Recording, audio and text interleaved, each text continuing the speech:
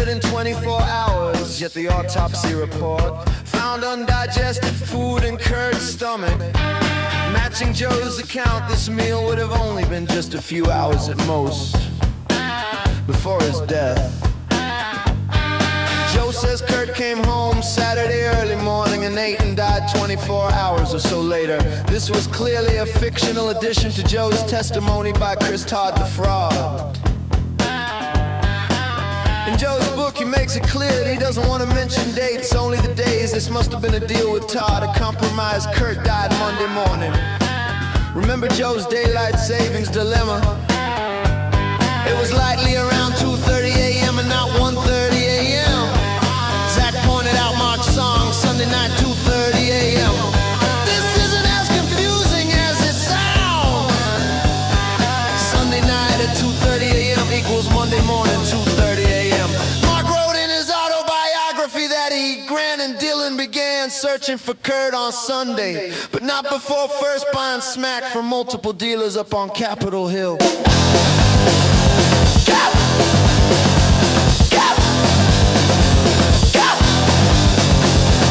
Grant then parks on the street outside of Kurt's Lake Washington home. Joe says that Dylan came over and asked if Kurt was around. Sound familiar? Dylan returns to the car. Grant states this in his little internet book. Dylan and Mark likely began cooking up the hot shot as Grant calls Courtney Love at Rosemary's. They then enter the house and quickly jab Kurt with a hot shot. Did Mark daze Kurt by strapping his dream machine across his head? The only third person reported to have entered the house was Mr. Thomas Glenn Grant himself. He claims this was on Thursday, which would be when everyone is out of the house apparently. This explains why the staged audio only recorded him and Dylan shouting out Kurt's name. This could explain why Mark, who may have forgotten Grant's timeline narrative, claims he was outside near the greenhouse smoking a cigarette as they were searching the house. However, Mark contradicted himself when he wrote in his book that they were all calling out Kurt's name during the house search.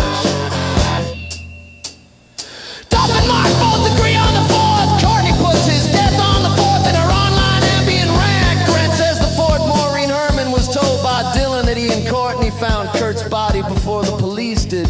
Joe says that on Monday, Mark, Dylan, and a detective and a certain someone whose name he doesn't mention and who was rumored to have shown up did indeed show up. This may be when Dylan and Courtney were up in the greenhouse, like Maureen said, and when Joe had witnessed the person in the red dress. Think about it. Who do you believe went to Barney's and purchased an $800 item from a pricey clothing outlet in Beverly Hills that just so happens to be a hop, skip, and a jump away from the Peninsula Hotel in Rosemary's office?